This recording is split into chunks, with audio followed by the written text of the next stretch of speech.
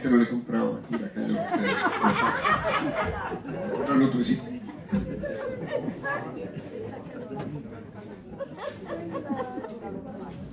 Yo dice, estaba calle de los moros, de la calle de los padres. Gloria a Dios.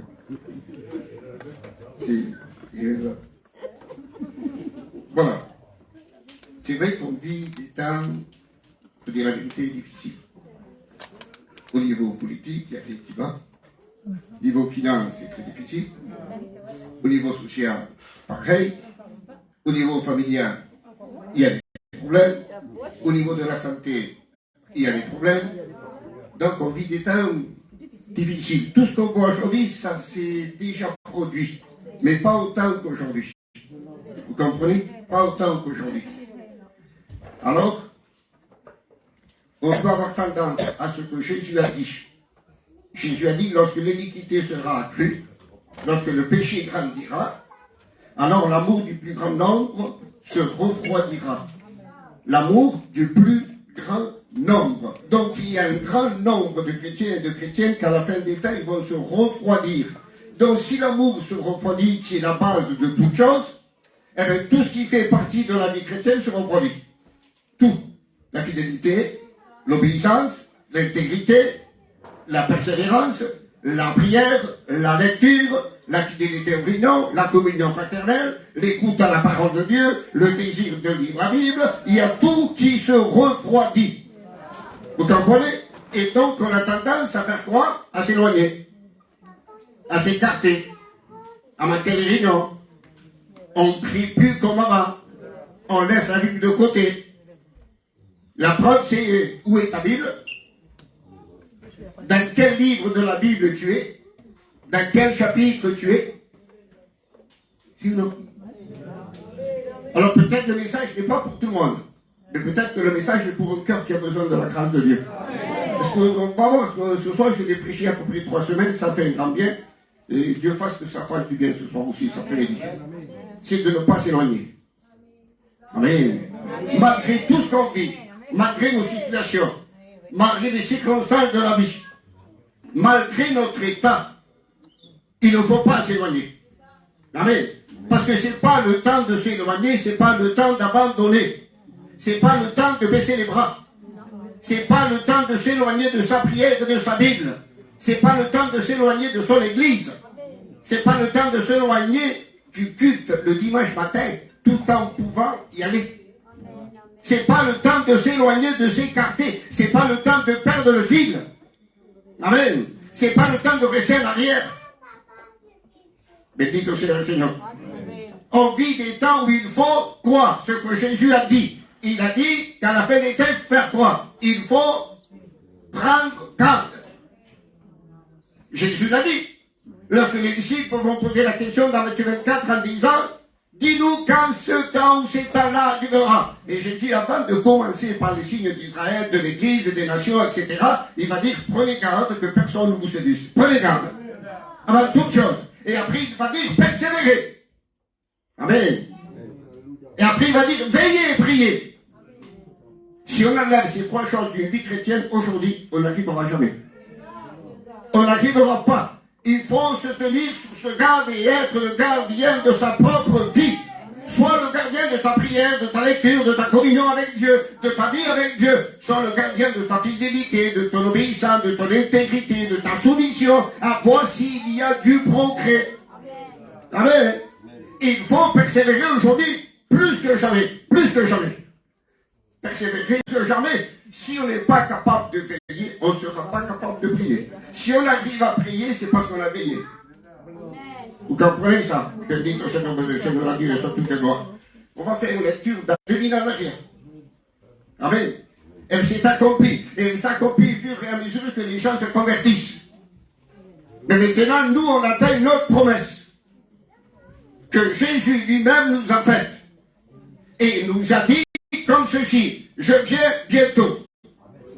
Et il va le répéter à 3 reprises dans l'Apocalypse au chapitre 22. À la fin de la Bible, amen, c'est quoi? Avec toi, le Seigneur. Le mal roi, il s'en va. il prend la voiture, il va partir. La première des choses qu'il va dire à sa femme, c'est quoi? Fais attention les enfants. Amen.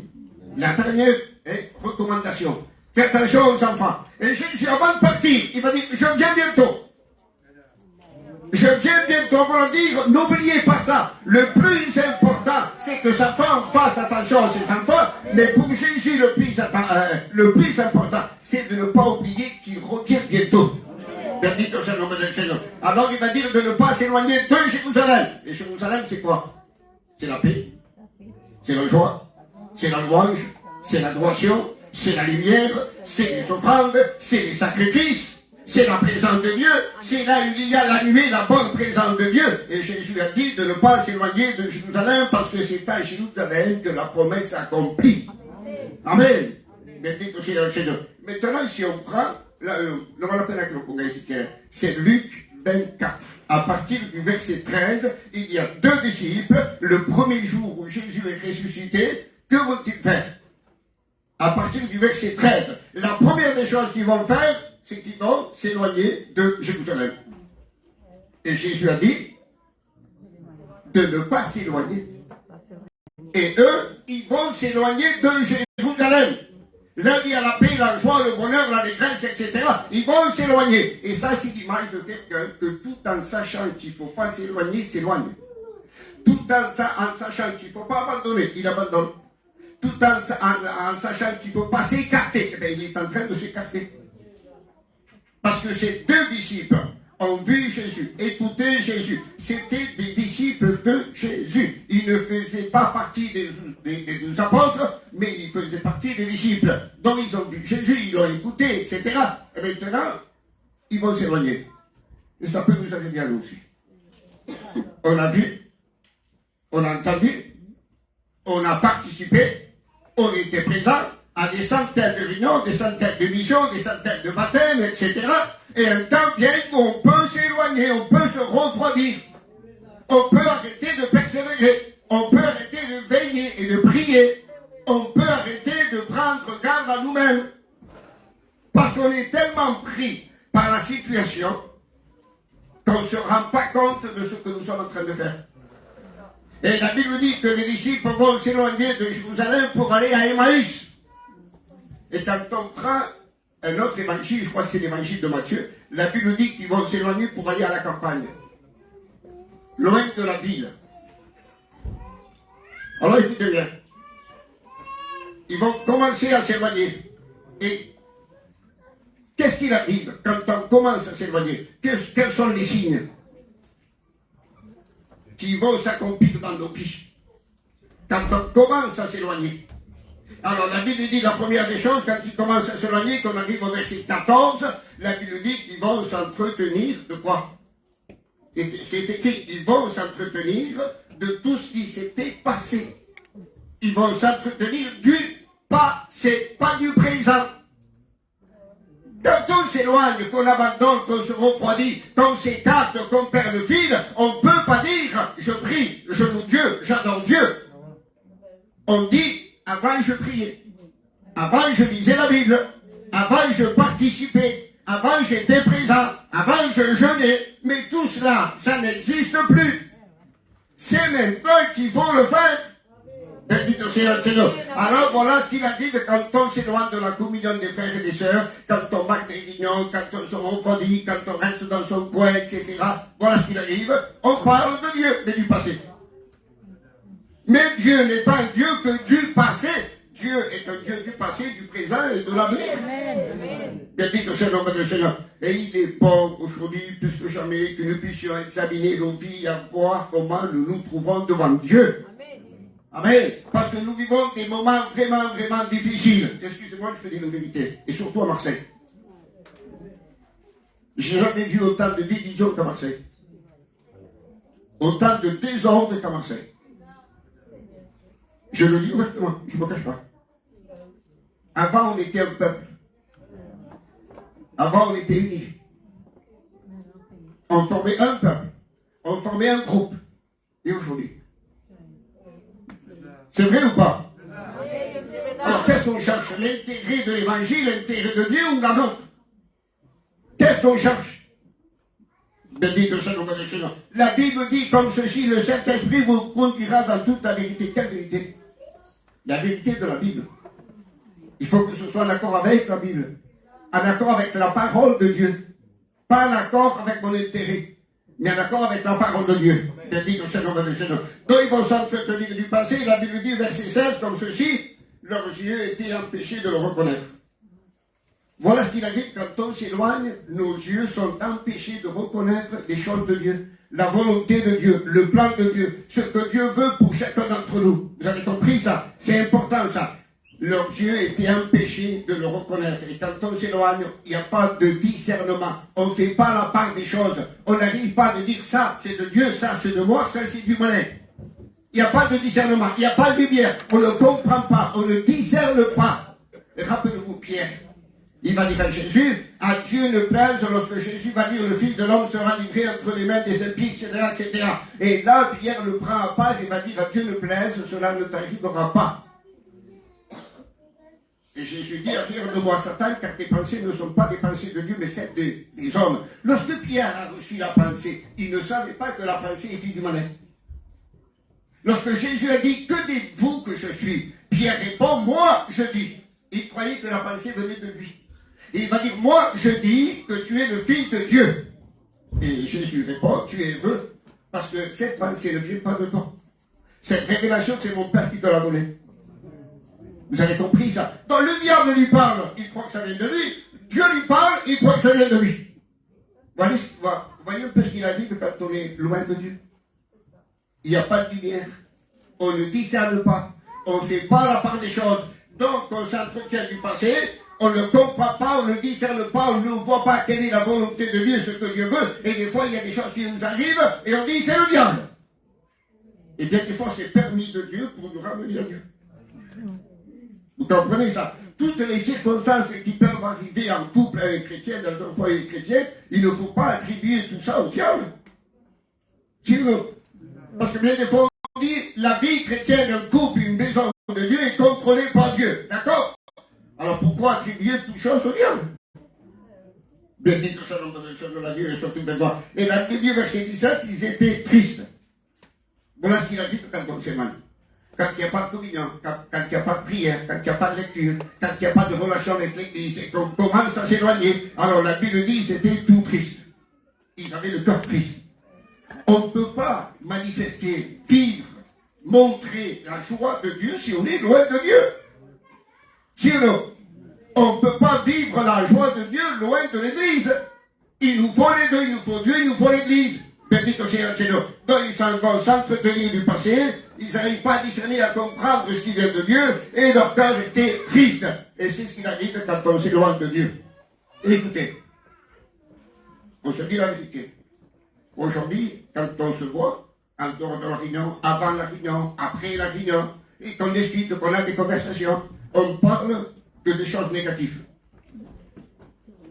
De la vie chère, sinon, qu'il y a des malades, qu'il y a ci, qu'il y a ça. C'est vrai qu'il faut en parler pour faire des sujets de prière. Mais il ne faut pas que ce soit le centre de toutes nos conversations. Ou autrement, où on met Jésus.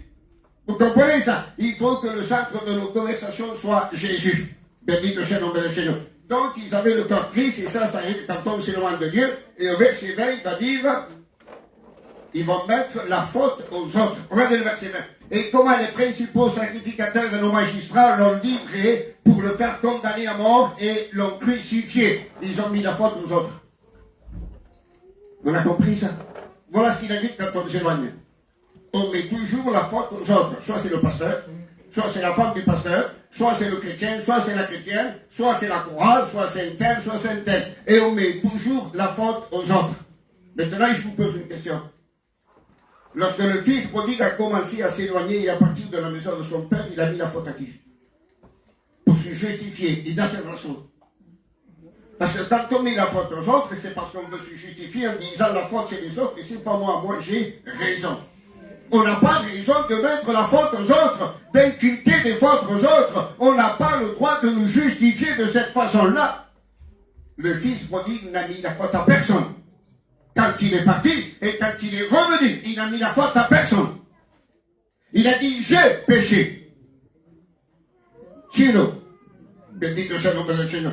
Donc voilà ce qu'il arrive quand on s'éloigne de Dieu, quand on se refroidit, quand on perd le fil, quand on dit à l'écart des choses de Dieu, de la vie chrétienne, alors on a tendance à mettre la faute sur les autres. Moi, pour ma part, depuis que je suis converti, nous sommes de Juan, parti tout l'entendu, j'ai jamais entendu un chrétien s'éloigner et de dire c'est ma faute. Moi, je l'ai jamais entendu. Je n'ai jamais entendu dire une chrétienne, un couple, de dire voilà, je ne viens plus parce que c'est ma faute. Je me suis éloigné, je me suis refroidi. Parce qu'il n'y a plus de prière dans ma maison. C'est moi qui ai mal agi, c'est moi qui ai mal fait. C'est toujours la faute aux autres. Et tout ça, pourquoi? Parce qu'on est loin de Dieu, on est loin de Jérusalem. Quand on est devant Dieu, on voit qui? Allez, quand on est devant Dieu, quand on est devant Jésus, on voit qui? On se voit nous. Quand on est devant Jésus, on se voit nous. On ne voit personne, on se voit nous. Car Jésus est le miroir de la parole de Dieu. Et quand on est devant Jésus, on ne voit personne, simplement nous. Maintenant, quand on est loin de Jésus, on voit qui? On ne se voit plus nous. On voit les autres. Et on a tendance à mettre la faute sur les autres. Vous avez compris ça? Donc si tu commences à mettre la faute sur les autres, c'est que tu commences à t'éloigner. Sinon, si tu parles que du passé, c'est que tu commences à t'éloigner. Si tu n'arrives pas à discerner, tu mélanges tout, tu ne comprends pas, Jésus était là en personne, ils n'arrivaient pas à reconnaître que c'était Jésus. Et maintenant, il y a des choses qui t'arrivent et tu dis non, c'est pas Dieu, c'est le diable. Il n'y a pas de discernement. C'est parce que tu commences à t'éloigner et à t'écarter. Alors, on continue. Verset 21. Regardez le verset 21. Nous espérions que ce serait lui qui délivrerait Israël. Ils avaient l'espérance que Jésus est venu délivrer Israël de la domination des Romains. Alors, vous voyez comment c'est écrit au passé? On espérait que Jésus allait délivrer les Juifs de la domination des Romains. Ils avaient de l'espérance dans le passé, mais aujourd'hui, là, il n'y a plus d'espérance. Plus d'espérance. Et voilà ce qu'il arrive quand on commence à s'éloigner. On ne peut plus espérer quand on est loin de Dieu, loin de l'Église. On ne peut plus espérer. Que Dieu nous garde, que Dieu nous aide, bénito soit le nom du Seigneur, à ne jamais nous éloigner. Peut-être c'est un message d'avertissement pour ta vie, de prévention, je ne sais pas. Peut-être que Dieu est en train de t'avertir. Parce que quelqu'un qui s'éloigne, ça ne se voit pas. Ça se voit après avec le temps. Et tous les signes qu'on est en train de mentionner ici, on le voit avec le temps, mais pas de but en blanc. Vous comprenez ça? Mais toi, moi, si on est en train de nous éloigner, nous, oui, on le voit. On voit qu'on a commencé à s'éloigner. On le voit dans le cœur. Bénito soit le nom de Dieu. On prie vite fait. Si on lit la Bible, on le fait vite fait. Et quand on a fini de prier et de lire la Bible, on s'envoie et on passe à autre chose et on a oublié ce qu'on a dit, on a oublié ce qu'on a lu. Quel temps nous donnons à Dieu? Quel temps nous donnons? Bénito soit le Seigneur. Déjà qu'on donne peu de temps dans la prière, peu de temps dans la prière. Quand on s'en va, on oublie le moment qu'on a passé. On n'est pas capable de partir avec la pensée de ce qu'on a prié, de ce qu'on a lu. Et de le méditer. Méditer, c'est ça. On a lu la Bible, et quand on a fini, on s'en va, on conduit la voiture, on travaille, on fait le ménage, on fait ci, on fait ça. Et dans notre tête, on pense à l'histoire qu'on a lue. Bénito soit le nom de Seigneur, la Dieu et soit toute la gloire. Il est important aujourd'hui de réaliser dans quel temps nous sommes. Regardez le verset 25. Jésus va leur dire, homme sans intelligence. Homme sans intelligence. Alors comment est-ce possible? Des hommes qui ont connu Jésus, qui ont vu des miracles, qui ont écouté Jésus, Jésus va leur dire, homme, quelqu'un qui soit intelligent et quelqu'un qui soit intelligent, la Bible dit c'est quelqu'un qui cherche Dieu, mais quelqu'un qui s'éloigne de Dieu. C'est le contraire de que ton fils continue à faire ce que toi tu lui as interdit de faire. Sinon, et bien des fois peut-être Dieu t'a parlé plus d'une fois et tu continues dans l'état où tu es. Tu t'éloignes, tu abandonnes. Alors que Dieu est en train de t'avertir. Dites au nom de le Seigneur, un cœur qui met du temps, un cœur qui est lent à croire, à accepter, à mettre en pratique, à faire des efforts. Dites au nom de le Seigneur. Et voilà, Jésus, il avait dit verset 15, qui va faire route avec eux. Alors comment est-ce possible? Ils sont en train de s'éloigner, en train d'abandonner, en train de tout laisser tomber, et Jésus va faire route avec eux. Et ça s'appelle l'amour de Dieu. Ça s'appelle la compassion de Dieu. Ça s'appelle la patience de Dieu. Parce que Jésus aurait pu dire avec tout ce que vous avez dit à moi, vous partez, ben partez. Eh bien non, Jésus va les suivre et Jésus va marcher 11 km avec eux, à pied. Et pendant 11 km à pied, la Bible dit, verset 27, Jésus va leur expliquer les Écritures. Les Écritures qui concernaient Jésus, qui parlaient de Jésus. C'est-à-dire que Jésus va prendre tous les passages de l'Ancien Testament qui concernaient Jésus, et peut-être 1 heure, peut-être 2 heures, je ne sais pas, il a mis du temps pour apporter l'enseignement biblique. Ils n'ont pas compris. Ils n'ont pas compris. Voilà pourquoi Jésus a dit, homme sans intelligence, dont le cœur est langue à croire, compliqué. Jésus en personne explique la parole et eux ne comprennent pas. Et bien des fois, aujourd'hui, c'est exactement pareil. Le pasteur explique, prêche la parole, et ci et ça, et les cœurs sont là, ils restent dans leur état, dans leur position, ils ne veulent pas changer. C'est la même chose. Et Jésus, une fois qu'il est dans la maison, après avoir apporté l'enseignement, prend le pain, rend grâce, rompt le pain et donne le pain.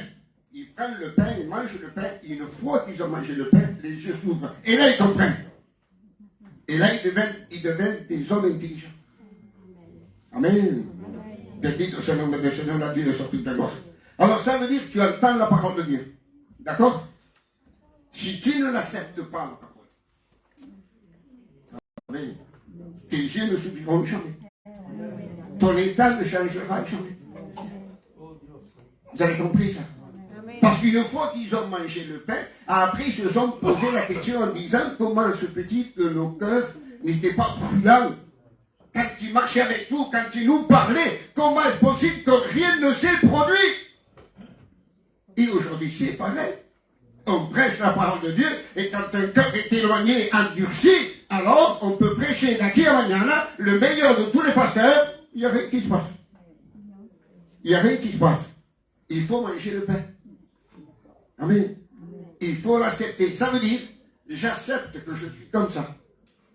C'est vrai que je suis comme ça. C'est vrai que je me suis éloigné. C'est vrai que je suis en train de m'éloigner, en train d'abandonner. C'est vrai que je me suis refroidi. C'est vrai que je me suis éloigné de la prière, de la communion, etc., etc.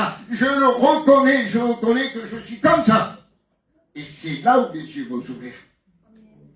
Mais si on dit non, ça va. Eh bien, les yeux resteront fermés. Vous avez compris ça? Il faut l'accepter. Il faut l'assimiler. Bendito sea le nom de Dieu. Une fois qu'ils ont assimilé le pain, qu'ils ont mangé le pain, la Bible dit, écoutez bien, ils ont fait 11 km. Quand ils arrivent à Emmaüs, c'est le soir. D'accord? Ils auraient pu dire, on ira demain, je vous amène. Sinon, ils auraient pu dire, on ira demain. On a le temps, c'est pas pressé. Du moment qu'on l'a vu, on l'a reconnu. Donc c'est bon, il ira demain. Eh bien non, le même soir, ils vont se lever, ils vont monter à Jérusalem. Dites c'est le nom de Seigneur. Voilà une personne qui a compris, qui a réalisé son état devant Dieu. Voilà une personne qui a compris la grâce que Dieu lui a fait une fois que la personne s'est éloignée. Et la personne qui a compris, qui a réalisé, il ne remet pas au lendemain. À la même heure, le même jour, la personne prend la décision de dire, Seigneur, je veux me lever, je vais aller à Jérusalem. Dites au Seigneur, la Dieu.